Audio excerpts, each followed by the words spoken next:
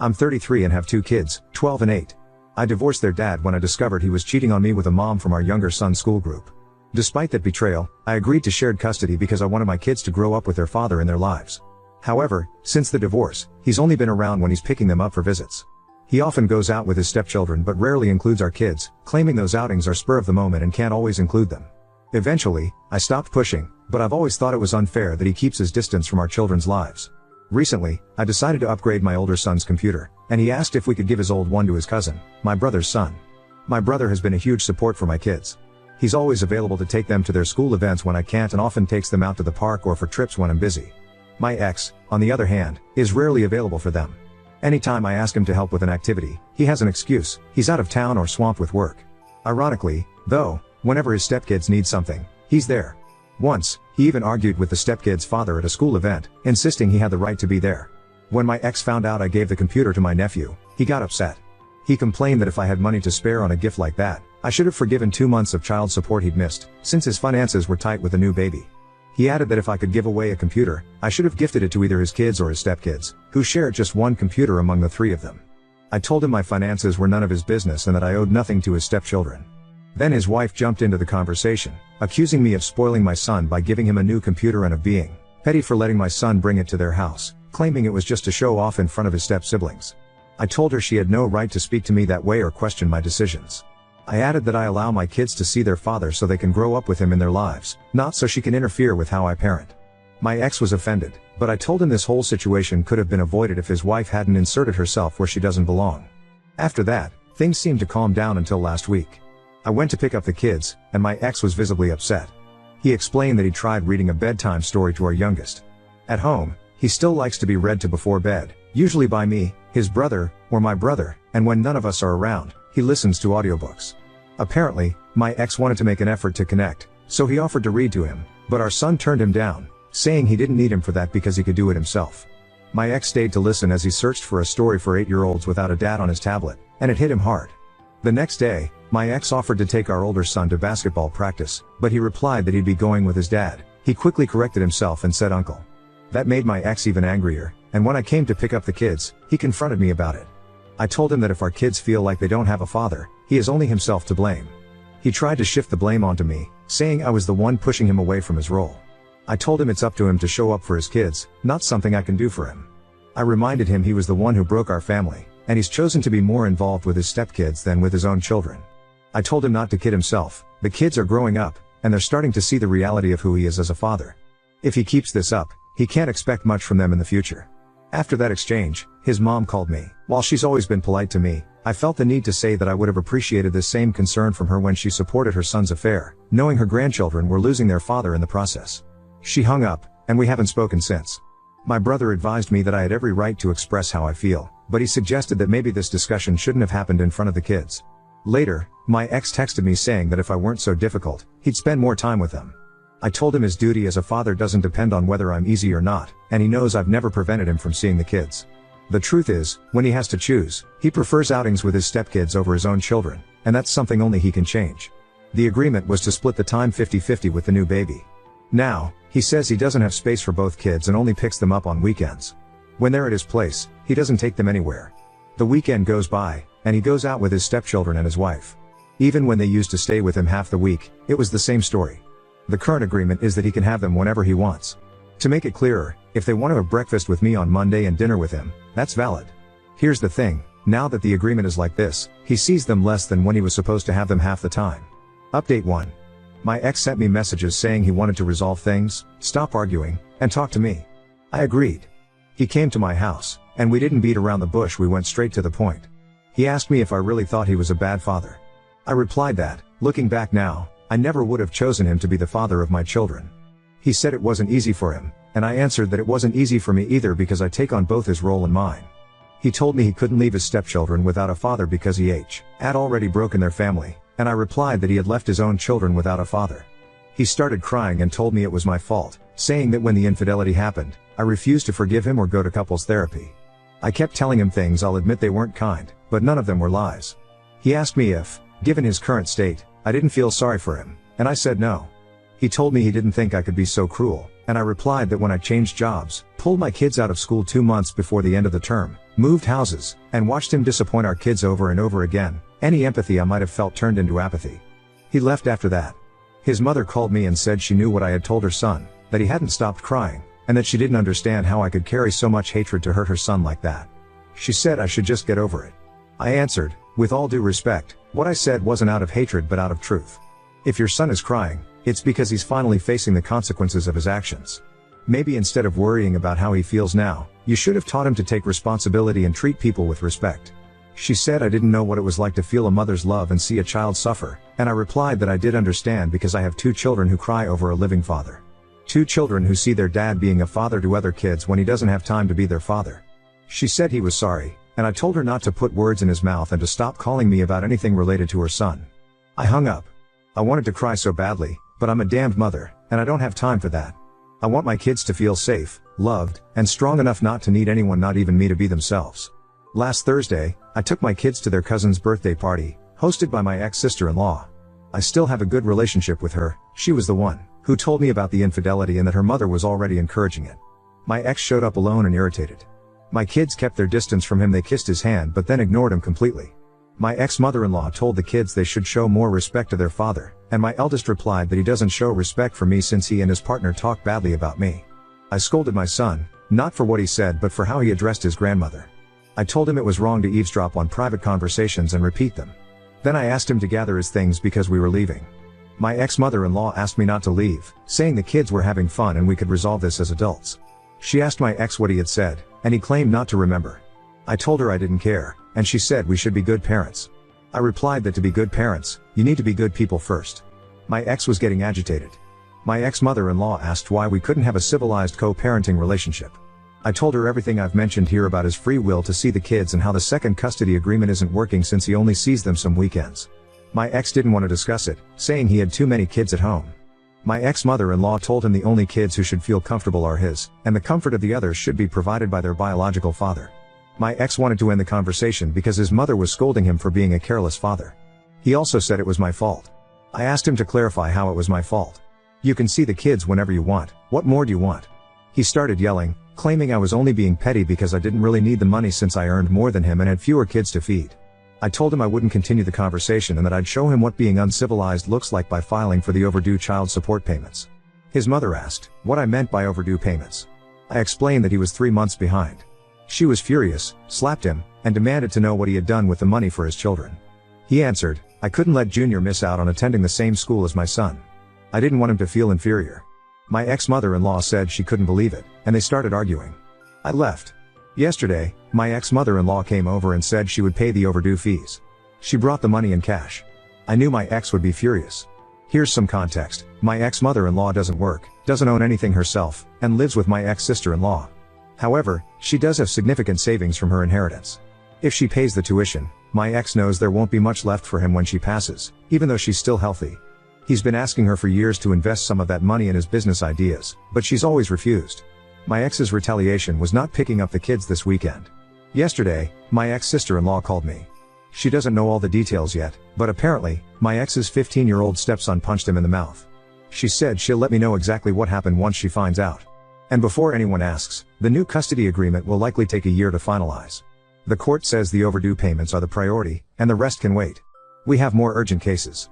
She knew about the affair. When I say she wasn't rude to me, it's because she never showed displeasure towards me or was a bad mother-in-law. I was surprised that she was a cover for her son. During the divorce, she didn't take sides and has always been a good grandmother. Update 2. A promise is a promise. As I mentioned earlier, my ex's stepson had an altercation with him because my ex refused to let him go out. Now I have more details. My ex's stepson had plans to go bowling with some friends. His biological father had already given him permission and money for the outing. However, when he told his mother, she said he couldn't go because they needed him to stay home and watch his younger siblings. My ex and his wife had planned an outing and needed someone to stay with the kids. This led to an argument. The boy raised his voice to his mother, and my ex stepped in to demand that he respect her. The boy replied that he wasn't his father. Trying to maintain authority, my ex told him that as long as he lived under his roof, he had to follow his rules. The boy ignored him and turned away. My ex followed him and touched his shoulder to get his attention. At that moment, the boy turned around, punched him, and shouted that he wasn't his father and could never compare to him. The mother scolded him for his behavior, but the boy, still angry, shouted back that he hated her. This version was shared by my ex and his wife to my ex-mother-in-law. My sister-in-law later relayed it to me. They went to see my ex-mother-in-law to try to gain her sympathy and convince her to take care of the kids, the 2 stepchildren and the baby, so they could go out. However, my ex-mother-in-law told them she would not take care of the children. When I spoke to my ex, he mentioned he was dealing with family issues and claimed that the boy's biological father was turning him against him. He didn't give me many details and omitted most of what my sister-in-law had shared. He simply informed me that, due to the situation, he wouldn't be able to pick up our children this weekend. The 15-year-old boy is now staying with his biological father. As for what I mentioned earlier, my ex was 2 months behind on child support, and that same week, he was supposed to make another payment. He didn't, leaving him 3 months behind. In the end, his mother was the one who covered the overdue amount. Regarding the child who attends the same school as my son, it's not the 15-year-old involved in the altercation. It's his younger stepbrother, who is 8 years old, the same age as my son. I decided to enroll my son in that school when the affair became public. At the time, I was working as a kindergarten teacher at the same school, and the boy had been one of my students. We all knew each other, and to protect my children from rumors, I transferred them to a private school. This happened 2 months before the school year ended. Thanks to the circumstances and the support of some kind people, we managed to get them admitted. Commenter: the thing I don't understand is that X complains that you have more money. But now you're a kindergarten teacher, rewarding but not well paying. Certainly not well paying enough to put a kid in private school. Oop. When the infidelity occurred, I was an elementary school teacher and was pursuing a master's degree. Now, I am a secondary school teacher and work in a government institution. My salary is now 4 times higher than it was before the divorce.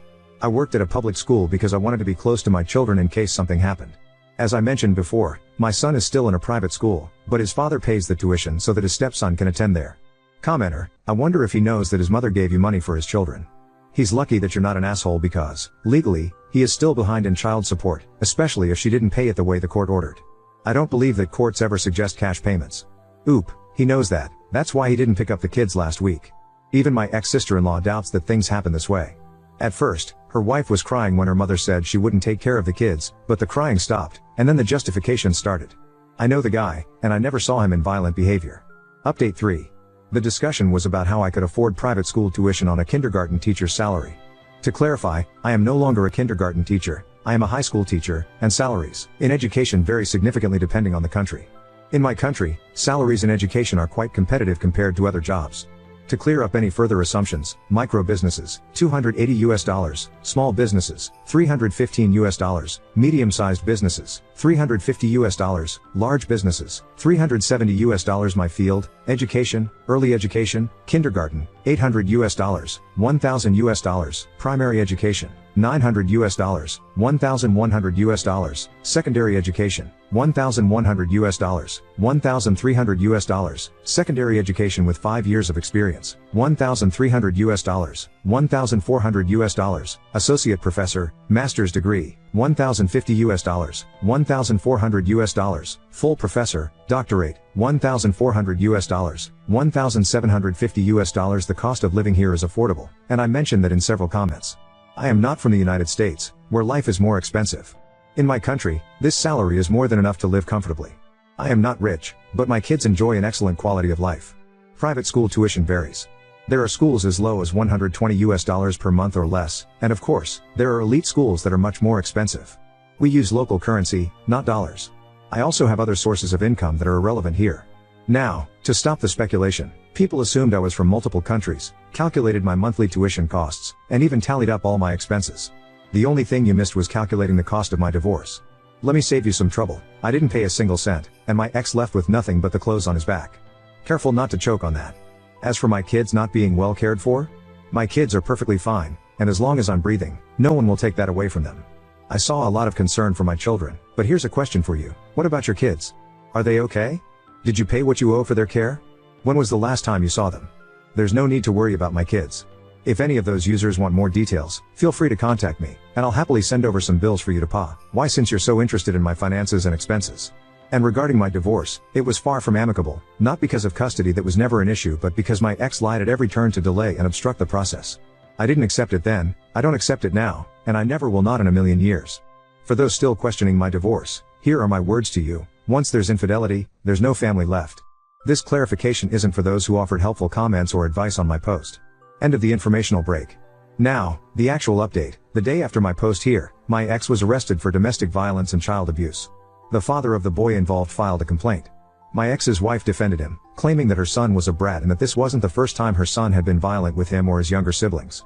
This left me surprised because, as far as I know, my ex had never mentioned that the teenager had been beaten.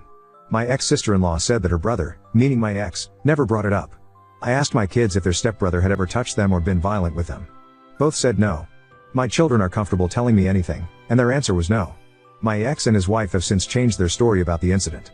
Now, their version is that the boy misbehaved, my ex tried to talk to him, and the boy hit him first, so the mother hit her son to pull him off my ex. Child protection authorities here are usually very strict when a case interests them or when the harm suffered by the child is severe. I haven't seen the teenager myself. The teenager has been placed in a shelter for abused youth. Edit: when physical abuse of minors is reported, they are transferred to a safe space until a gazelle chamber interview and a forensic medical evaluation are conducted. Once a safe environment is confirmed, they are returned to the parent. Update 4. It was determined that the 15-year-old boy was indeed a Saul Ted. I don't have all the details about what was said during his interview since, being a minor, that information is protected. From what I understand, my ex-mother-in-law hired a lawyer, and with the mother's statement, my ex was cleared of the violence charges. However, the boy insists on a different version of what happened. In the middle of all this, my ex had an altercation with a police officer when they were separating him from the boy's father, which led to his arrest for a week. In the end, there were no charges for violence or child abuse. On the other hand, the boy's mother is still on maternity leave, and from what I've heard, she was referred to parenting and anger management courses. The boy's father can't take care of him full time, and the boy said he would go back to his mother if my ex left the house. Apparently, that didn't happen, so the boy is currently staying with his paternal grandmother. That's all I know for now. My eldest son knows what happened, but it wasn't through me. I want to clarify that because people tend to assume a lot here. I don't think I'll update again unless this directly involves my kids, and honestly, I hope it doesn't come to that. For now, my kids' visits to my ex are suspended. While I respect the court's decision, I still have my doubts about how the situation was handled, and I'm shocked at how justice worked in this case. I don't want to speculate, but there are rumors that my ex-mother-in-law paid a lot of money. I can't confirm that, though. Wishing you all happy holidays. Now on to second story. Dad, once my hero, cheated and hurt my mom. Now we see him as dead, but he pretends we're family. I, 17 male, am the oldest child of my family. My father, 44 male, my mother, 43F, and my little sister, 15F. Throughout my life I always loved my father and idolized him to the point of making him proud, being my whole life purpose. In 2019 he had to immigrate to Europe to prepare our lives there and be away from our home land forever. In 2022 we finally reunited with him, and from there I thought it was the end of our struggling. But then after just 2 years he started acting funny. He got a job as a hotel driver, and from there he changed completely. He stopped hanging out with me and my sister. He started coming late and then just eat and sleep. We felt so distant, like he was trying to stay away from the house. My mother was the first to notice this, and slowly their relationship began to break down. One day I had a beach hangout with the school, but when I was preparing I heard shouting and it was my parents fighting. Apparently, my father cheated on my mom with a single mom with 2 kids, 13M, 6F, from Morocco since last January, and this whole time he was spending time with this woman. Then my father out of wrath grabbed my mother's arm so hard that it wounded badly, blocking blood flow, and it got to the point where she picked up a knife and said, "If you don't get out of my fucking house, I will kill you," and so he did. It was a hard thing to process, and after this event 2 months later he was slowly drifting away from our family responsibilities, like paying the bills, school, etc., and it became obvious he no longer loves us. The annoying part is that he claims he still loves me and my sister and he will be always with us. We are not dumb enough to believe, because if he actually did, then he would at least participate in our responsibilities. I felt so lied to, so manipulated. I idolized this man. I saw him as my ultimate guider on how to win in life. And now he is nothing but a lustful man who will go for any woman who isn't my mother. Thankfully we are in a much better state. Especially my mother. We accepted that he is gone as dead, even began claiming that my father is pure dead if somebody asked. However, from time to time he still tries to contact me and my sister, and I don't know what to do. I also want to mention that my mother can easily file an order against him for our assault using the photo she took of the wound he gave her, and also some threats in their old chats. But because all of us are devout Christians, my mother had mercy on him and refused to press any charges. They are still not officially divorced, and I don't know what to do about it. I should probably tell my mom the same thing, but from a logical perspective, he isn't living with us, and he has no information on us nor the house. He has the keys to the house, sure, but nonetheless, he wasn't any harm after this incident. This incident happened in June of 2024. The house isn't owned by us, it's rented by my father's friend whom we pay him a monthly amount. We all live in Spain, but my parents were married in the homeland, Egypt, so their marriage is only recognized on paper, then can be undone by the divorce. However, in one of your scenarios, if my mother was hospitalized or even dead, without the divorce, me and my sister would legally be forced to live with him as he still holds custody. Right now we aren't financially ready to fill the divorce, nor we know how it works in Spain. But my mother thankfully considering the divorce when the time comes, but sadly not considering filling a police report, and I don't know why. Update 1. Well, sadly this isn't a positive update. Turned out my father wasn't paying my sister's school bills since last month, and all this time the school kept my sister out of pity. But now it's getting very serious. It's been proven over and over again that he isn't involved in our lives and needs. The logical conclusion would be that we file a report against him for child negligence. However, because we are so financially stuck to the point where it's sickening. I try my best to stay strong for both of them, but I don't know how much I can take it. To add insult to injury, he gets offended when I disrespected him and ghosted me for disrespecting your father. At this point I want to chalk him to death. I don't know how we can stand on our feet and or dare to file for divorce and make him pay. I am sorry that the update wasn't positive, but I promise to let you guys know if anything finally got together. Also, thanks to everyone who advised on the consideration of divorce. My mother finally agreed to it, but sadly we can't go as far as reporting him to the police for the assault back in June, as the case will likely drop, and like said, we don't have the money. Again, thanks to everyone who was concerned, and I promise for any update in the future. I don't know how the system works in Spain, but especially since your sister is under 18, he should be obligated to pay to support his children. We are so financially stuck, let alone the fact that she is busy looking for a job since she became unemployed because of him. She considered the divorce, though just not the timing, because my parents got married in Egypt. In Egyptian law there isn't something called a child support. The father can fight for custody, but he isn't obligated to pat anything. The Spanish government only recognized my parents' marriage, but they can't judge them based on their laws due to them still being immigrants.